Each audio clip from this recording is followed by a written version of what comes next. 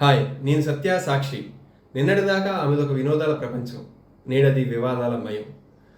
నందన అనే ఒక యూకేకి చెందిన గృహిణి ప్రస్తుతం నందు స్వరల ద్వారా మన తెలుగువారందరికీ కూడా చాలా సుపరిచితురాలు.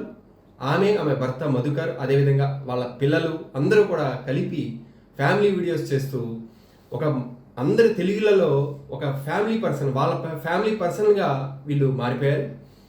అంతగా తెలుగువారికి చేరువైన వీరు ఈ మధ్య తీవ్రమైన వివాదాల సుడిగుండంలో చిక్కుకున్నారు.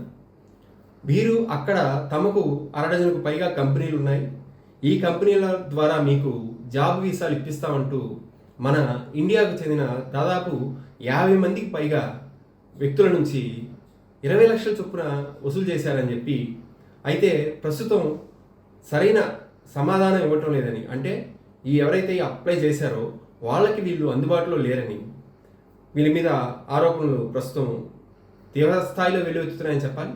అయితే దీనికి ఇప్పటిదాకా కూడా వీళ్ళు సరైన సమాధానం చెప్పలేదు.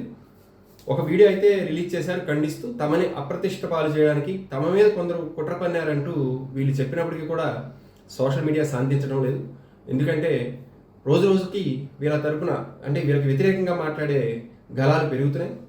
చాలామంది బాధితులు కూడా మేము బాధితులు అంటూ బయటకు వచ్చి వీళ్ళకి వ్యతిరేకంగా వీడియోలు చేస్తున్నారు.